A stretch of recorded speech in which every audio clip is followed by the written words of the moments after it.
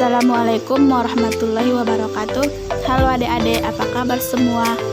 Perkenalkan, nama kakak Laila Hapni Lubis, NIM 1820545 dari Institut Agama Islam Negeri Padang Sidimpuan. Nah, pada kesempatan ini kakak beserta kawan-kawan akan membahas mengenai makna simbol sila-sila Pancasila.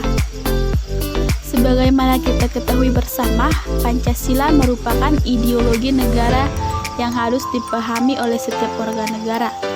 Pancasila dikatakan sebagai ideologi karena Pancasila merupakan ide ataupun pemikiran bangsa demi tercapainya cita-cita bangsa, yaitu menjadikan masyarakat Indonesia yang adil, makmur, serta sejahtera, dan sesuai dengan apa yang telah dicantumkan dalam setiap nilai-nilai Pancasila sebagaimana yang telah tercantum dalam pembukuan Undang-Undang Dasar 1945 sebagai konsep yang modern.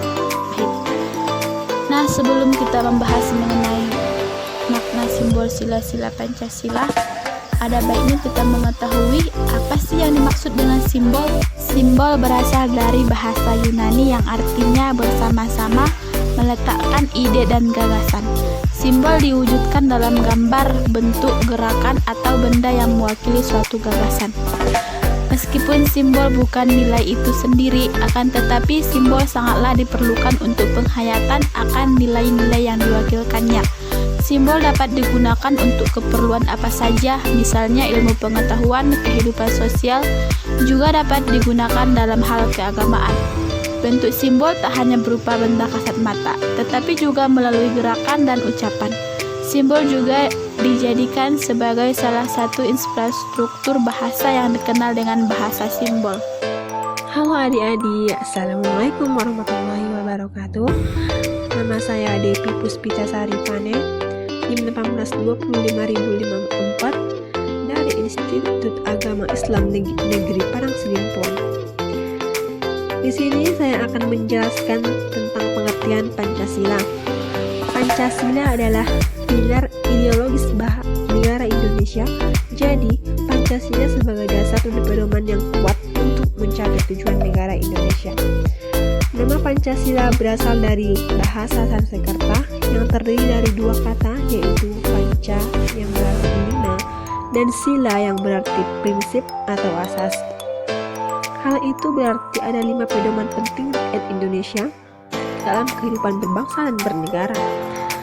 Kelima sila tersebut ialah 1. Ketuhanan yang Maha Esa, 2. Kemanusiaan yang adil dan beradab, 3. Persatuan Indonesia, 4. Kerakyatan yang dipimpin oleh hikmat kebijaksanaan dalam permusyawaratan atau perwakilan, 5. Keadilan sosial bagi seluruh rakyat Indonesia. Setiap sila tersebut memiliki lambang yang terdapat dalam burung Garuda. Kelima simbol yang terdapat dalam burung Garuda ialah bintang, pantai, pohon beringin, kepala banteng, payung kapas. Adapun burung Garuda merupakan lambang negara Indonesia. Dalam lambang tersebut terdapat perisai berbentuk seperti jantung yang digantung menggunakan rantai pada leher Garuda.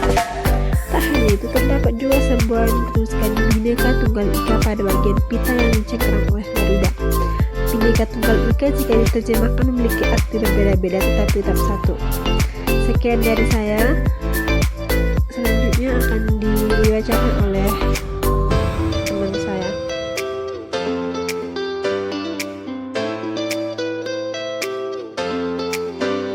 Baiklah, di sini Ibu akan menjelaskan tentang makna 5 simbol sila-sila Pancasila. Yang pertama itu adalah lambang bintang yang memiliki 5 sudut melambangkan sila pertama, yaitu ketuhanan yang Maha Esa. Bintang melambangkan sebuah cahaya seperti cahaya yang dipancarkan oleh Tuhan kepada setiap manusia. Dan yang kedua itu adalah lambang rantai melambangkan sila kedua Pancasila, yaitu kemanusiaan yang adil dan beradab. Rantai tersebut terdiri atas mata rantai yang terbentuk segi empat dan lingkaran yang saling berkaitan membentuk segi empat dan lingkaran yang saling berkaitan membentuk lingkaran. Nah, makna dari simbol kedua ini yaitu sila Pancasila adalah kemanusiaan yang berkemanusiaan. Dalam filosofis Pancasila adalah manusia yang dapat menerapkan nilai kemanusiaan ke dalam bentuk sikap, tindak yang saling mencintai, bersikap tenggang rasa, tidak semena-mena dengan orang lain.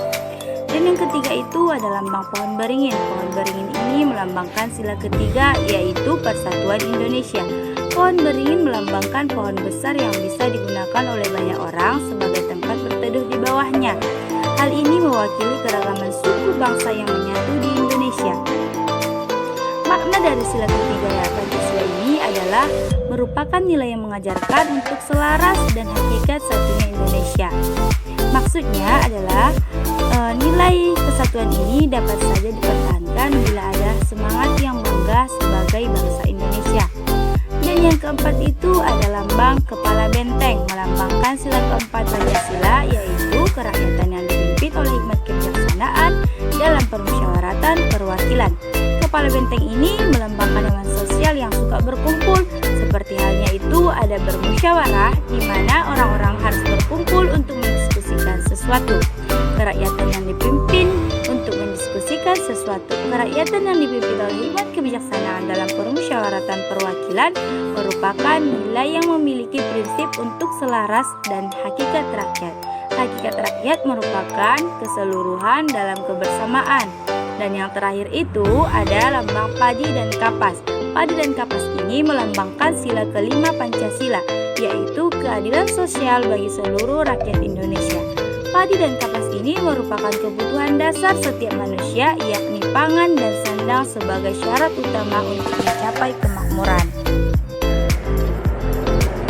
Baiklah, dalam penjelasan terakhir ini Ibu akan menjelaskan contoh sila Pancasila dalam kehidupan sehari-hari. Ibu mengambil contohnya dari kehidupan sehari-hari kita di sekolah ini. Sila pertama yaitu ketuhanan yang Maha Esa. Contoh penerapan pada sila ke-1 ialah beribadah dan berdoa serta saling menghormati antar pemeluk agama lain, walaupun tidak seagama harus saling tetap menghormati. Dan dari sila kedua yaitu kemanusiaan yang adil dan beradab. Kita harus saling membantu satu sama lain dan tidak memilih dengan bergaul dan berteman adalah penerapan sila kedua. Jadi jika ada teman yang kesusahan dalam menjawab soal yang Ibu berikan, maka kita harus saling membantu dan saling bergaul satu sama lain. Sila ketiga yaitu persatuan Indonesia. Jadi dalam persatuan Indonesia ini kita harus mencintai dan memakai produk asli sendiri dari negara kita sendiri. Contohnya kita harus membeli tas dari buatan produk Indonesia, baju juga harus dari produk Indonesia, dan tas juga harus dari produk Indonesia. Begitulah contoh penerapan pada sila ketiga. Dan yang keempat, kerakyatan yang dipimpin oleh hikmat kebijaksanaan dalam permusyawaratan perwakilan. Di sini bermusyawarah dan berdiskusi merupakan contoh penerapan sila keempat. Ini bisa saja kita lakukan di sekolah ini, misalnya kita melakukan diskusi. Jadi Ibu akan membentuk satu kelompok. Dalam satu kelompok itu maka kalian berlima akan saling berdiskusi satu sama lain. Dan sila kelima adalah keadilan sosial bagi seluruh rakyat Indonesia, yaitu melaksanakan piket kelas dan bekerja sama merupakan penerapan sila kelima. Jadi kalau kamu dapat jatah piket harus saling mengerjakan pekerjaan yang sudah ditugaskan dalam daftar piket tersebut. Sekian dari kami, apabila ada kesalahan mohon maaf. Wassalamualaikum